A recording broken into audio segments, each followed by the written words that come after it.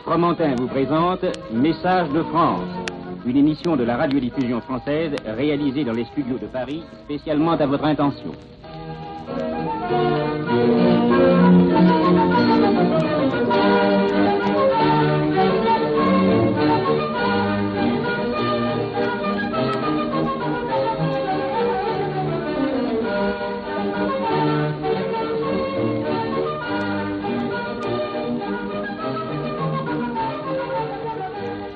Eh bien, aujourd'hui encore, dans notre studio des Champs-Élysées, nous avons pour les Messages de France des peintres, des artistes de théâtre et du cinéma, des écrivains et, enfin, les maîtres de la couture parisienne. Nous allons commencer notre émission par la chronique littéraire. Nous avons le plaisir d'avoir à notre micro un écrivain roumain, Émile Cioran. Émile Cioran, l'auteur de Sur les cimes du désespoir, du livre des méprises, d'un essai sur les larmes et sur les seins, enfin, l'auteur de ce précis de décomposition qui vient d'obtenir un très grand succès. Eh bien, je laisse le micro à Jean Lesset et Émile Cioran qui vont s'entretenir. Mon cher ami, si vous le permettez, je parlerai à nos auditeurs de votre jeunesse à votre place. Je leur apprendrai ainsi que vous êtes né en Roumanie en 1911, que vous y avez fait des études de philosophie, un essai très remarqué sur Bergson, et que vous avez publié en roumain vos 4 premiers livres, dont Le temps des méprises et Sur les cimes du désespoir, qui vous a valu le prix de la jeune littérature roumaine. Quelle année êtes-vous venu en France? 38. Je crois que le séjour dans notre pays vous a réussi, puisque vous n'êtes pas reparti depuis. Oui, c'est exact, mais ensuite je suis venu en France comme boursier de l'Institut français de Bucarest. Je suis resté ici, je suis venu en principe pour faire une thèse, enfin, je ne l'ai jamais faite. Sur Kierkegaard, je crois. Oui. Vous avez changé d'idée en chemin, et de la philosophie, vous êtes passé à la littérature.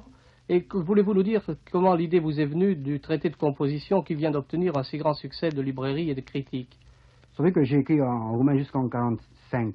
À ce moment-là, j'ai changé d'avis et j'ai voulu m'essayer au français. Et ce précis des compositions est le résultat de ces tentatives. On dit que vous devez beaucoup aux moralistes français. Est-ce que c'est vrai?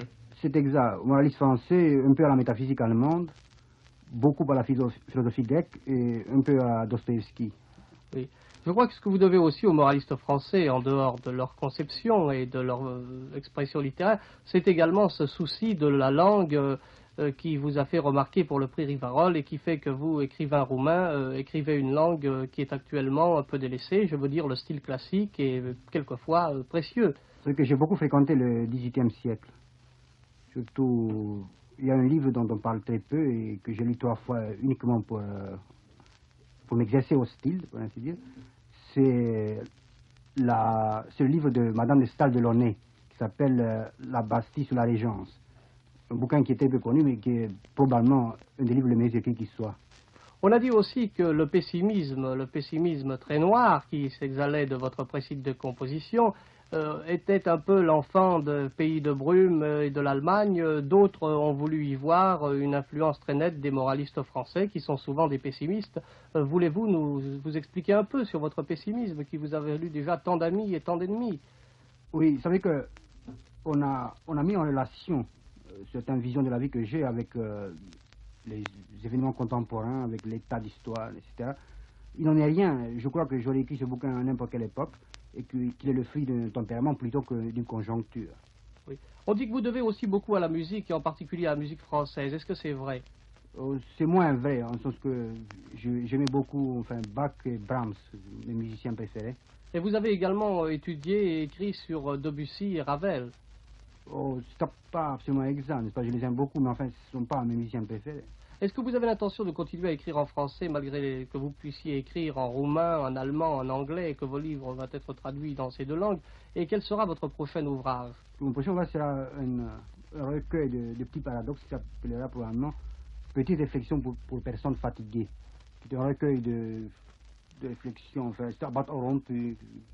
Je crois que vous affectionnez ce style qui est un peu, disons le mot, démodé, et qui consiste à écrire par à-coups, un peu à la manière des moralistes ou des aphorismes de Nietzsche. Précisément, de ce point de vue-là, je suis très influencé par les moralistes français, spécialement par Chamfort et La Rochefoucauld.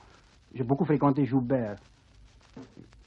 Et ensuite, je tiens à appuyer spécialement que l'écrivain contemporain qui a eu le plus d'influence sur moi, c'est Valéry. C'est l'écrivain probablement que j'ai lu le plus dans ma vie. et que vous continuez à aimer, je crois. oui.